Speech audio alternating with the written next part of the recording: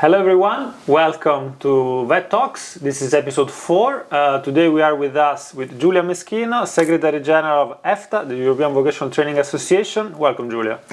Thank you very much, Antonio, and thank you for this invitation. A pleasure to have you with us. How are you?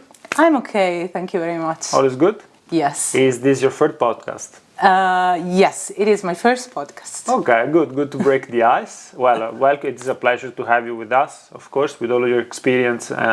We have a few questions for you. You know, the objective of VET Talks is a little bit to explore what's the status of vocational education in Europe, to have different perspectives coming, and look forward to share, your experience, your insights with members and the audience, and the wider audience. With pleasure. Great. My first question regards a little bit your experience. So, how long have you been, Secretary General in EVTA?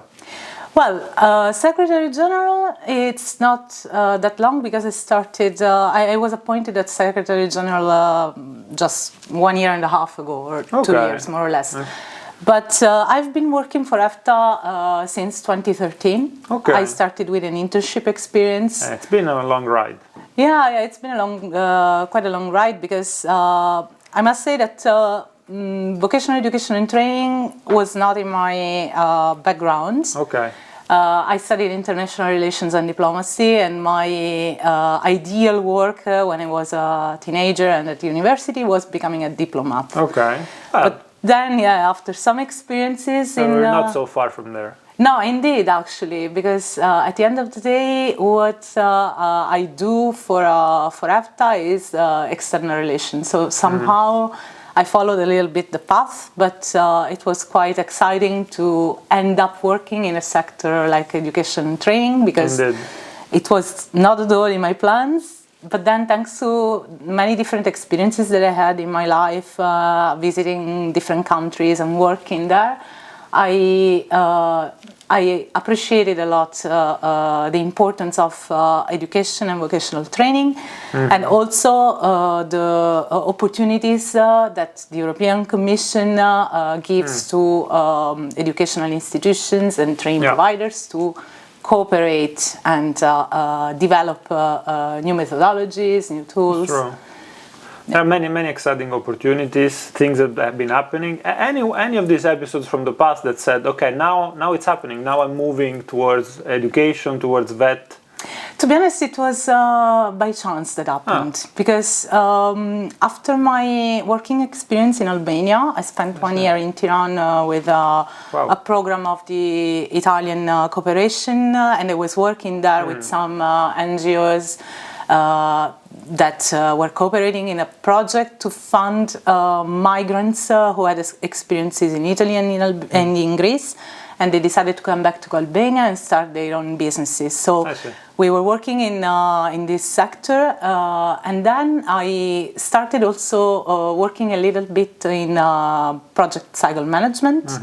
I gave some lectures to colleagues in Caritas Albania. Yeah. And then I discovered that I really liked the work done in the framework of developing projects and funding. So when I was almost at the end of that experience, I decided to go for a training myself on European funding programs. Towards more that direction. Yeah, and then after the training in European funding programs and policies, I had the opportunity to have an experience here in Brussels, and that's how I started with EVTA. And now we're here. Now we are here, yeah. Super. And it's been as we were saying, a long ride. Already 10 years more or less in EVTA, working for the association. Any particular change that you've seen, or any episode over many years have passed, but many things must have happened. Certainly. I could experience the evolution of the sector, because in 10 years' time, many things have changed. But what surprised me the most is that when I started working in EVTA, the idea of cooperation was already in place. There were already several opportunities. There were already training providers and entities cooperating. But in the years, this trend of cooperation has evolved quite a lot, significantly, at the point that now I really see how the stakeholders in the vocational education and training sector are taking, let's say, benefit of the opportunities at the European level. So there is much more awareness comparing, and much more awareness comparing to before. So they were probably local ecosystems, a little bit isolated among themselves, but that level of interconnectedness not so developed yet. Exactly. So this has happened. And I think I have the impression that it's thanks to networks like EVBB, EVTA, and the others that you know better than me, that this kind of evolution has happened, because our work is exactly facilitating the relationship among the stakeholders, also in a multi-stakeholder perspective, so trying to link not only vet providers with vet providers, but also with companies, trade unions, research institutes. And I see that now, much more than before, this is happening. Super. That's the next step, yes. Maybe the first one was the vet schools, the vocational training institutes.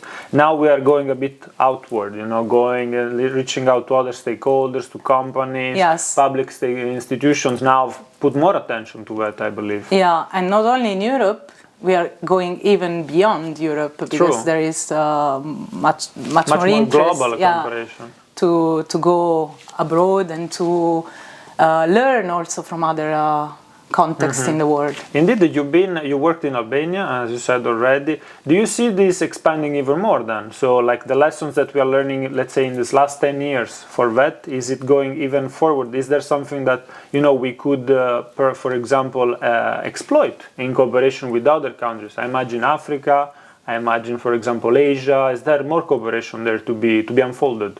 Oh, definitely. In EVTA, we are also trying to look into systems that at the moment are not well known. For example, we used to hear a lot about vocational education system in the United States, in Canada, in Australia. There are other countries that we don't know much, and that also have experiences also at the level of vocational excellence. Sure. So the idea that we have at the moment is going and having preliminary visits to understand a little bit also these other contexts, and to bring back to Europe also their good practices. Because it is true. At the end of the day, this is what we need to do. We need to learn from each other. It's a mutual learning. Exactly, and we don't need to think that vocational education and training in Europe works better than in other places of the world, because I think that we all have strengths, but at the same time weaknesses and challenges. This can be a mutual support. Indeed. You see it very differently, for example, in Europe, this fragmentation that sometimes we call for, even within Europe. Is it going towards more the same direction, or you see it still very, very a bit different with each other? Well, I wouldn't say problem, the challenge, as you said before, in Europe is that we have different vocational education and training systems according to the different member states. This can create, as I said, differences. Some systems are are performing better in the sense of vocational education and training, some others less. We also have the stigmatization of vet that is seen a little bit as a bad choice, especially in Southern Europe. Choice, instead of Northern Europe, where vet is really embedded in the educational system. So this is still something that we need to work out. I'm not saying that the solution will be having a unique vet system, because it's not possible. The motto of the European Union is united in diversity. So I think that we need to start again from that, and trying to find harmonization, but keeping our differences. Very, very interesting. No, makes me think. So we will not become one system. Most probably, we will learn how to work together. Exactly. How to work together and go into the same direction. Perhaps it's already happening, but learn how all the systems can integrate with each other. Probably this will be a key for. Absolutely, there are best practices in countries that we probably don't even consider it. And these best practices can be definitely supporting other countries where there are different best practices that can be. So as we said before, it's a little bit. Exactly, it's a mutual learning that can complement. And also we still see a little bit Europe with two different speeds. Not only in that, this is happening in all sectors. We need to find a way to align these two different speeds, and it's through mutual learning and through contacts that this can happen. So I think that the work of European networks is fundamentally important in this sense. Creating one voice, perhaps, and one speed as well. Exactly. Any of these initiatives that you would like to highlight? We mentioned best practices, but for sure also projects together with the Erasmus Plus program. Anyone that really said this is making a real difference? I can mention a few of them. First of all, a project that I think was very important to create this dynamic of cooperation, especially at the European level. And I'm referring here to the Venance project. That was one project funded by the European Commission and that foresaw the involvement of the 6 networks at the European level representing vocational education and higher education. EVBB was also involved as a partner, and we had the pleasure to work on 2 main objectives that are now of high interest for vocational education and training, which are internationalization and vocational excellence. So this was already this is already a project that, in my perspective, had the power to connect even more the networks and to build this dynamic of one voice that you were mentioning before. Another project that is also important to mention in this sense, some years ago we have developed a project called VET Social Utility Monitor. It's based on a model created by AFPA, that is a member of EVTA and also EVBB. The model in itself was adapted to the French context, of course, and it was meant to show the importance of funding vocational education and training because it has a concrete impact on the local communities where training is delivered. With that model, French model, we had the opportunity to translate it into an European model, and thanks to the help of European experts coming from all the European countries, we had the opportunity to adapt the model.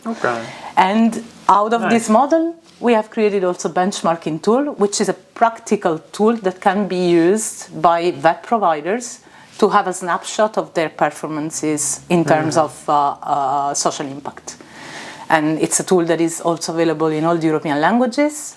So I think that this is a good example on how VET providers can help each other in performing and in increasing the quality of their training. Indeed, especially hearing about this last result, it can be a benchmarking tool in the means that probably all the end users that will make use of this tool will come from different contexts, but in the end it will be a comparative. So it will help us understand a little bit better each other, starting from the French experience, but now at the European level. Exactly. The power of the tool is that it is based on a methodology that was exactly the result of a shared work among all the experts that came to Brussels once in an international panel. They had the opportunity to exchange and also to provide their feedback according to their expertise and to the country. Of course, to the different systems they were coming from. So it's really a shared results, and that's why the fact that it's an adapted model, it can really respond to the different needs, to the different contexts. It is applied to. Exactly. Definitely. Very interesting. Starting again from, I think, one of the key initiatives of this year, which was the European Year of Skills. So we sat down probably this year, which was important for VET, as it was for the whole education ecosystem, but it gave us the opportunity to a little bit assess the situation now, as for example we're doing today together, but it also gave us the opportunity to look a little bit ahead. So to say that this year, European Year of Skills, so it's this status, but where do we go from that? Where do you see main changes happening or main trends that you think will probably emerge in the next few years? Well, for sure, I see two big trends. One is the trend that is leading us to vocational excellence more and more.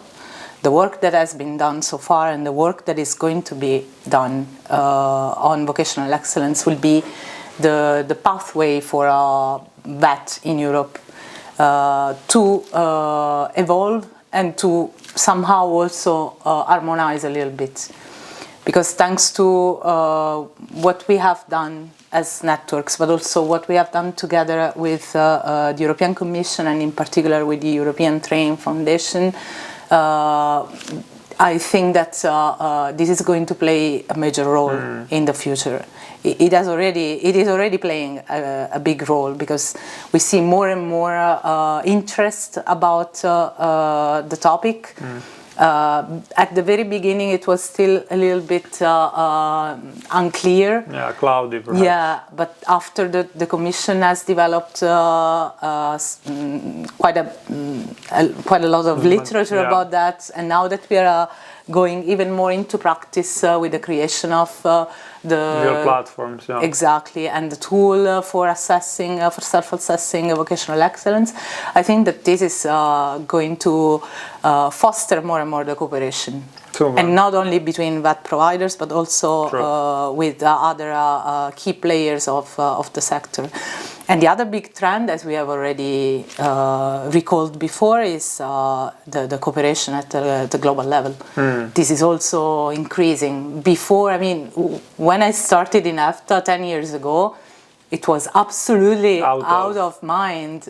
The idea of cooperating with countries that are not in the European Union. At a technical level, yeah. Yeah, at a technical level. There were cooperation at the bilateral level for sure, because we know that there are countries in Europe that have historical relationship with specific countries in Africa, in Asia, in Latin America. But now it has become more and more possible and somehow also easier in terms of reaching out, because there is a great interest also from this country to understand more about Europe and also to import or export some good practices. On that. Yeah, that's true, I can see that. So, well, thank you very much, Giulia. I think that's all. Really, thank you for being here with us today. You're welcome to join us anytime next time. Just one last announcement. I think this is the right time to do it because we will organize together with FVET the event, actually the conference that is going to happen 22nd to 24th of May here in Brussels. So everybody is invited, and we will do it together. Yes, it's another great result of this I think pleasant and very successful cooperation that we have recently started, but that will I truly believe it's going to be a long-lasting cooperation. Yes. Thank you very much Giulia for inviting Meschino, me. thank you very much.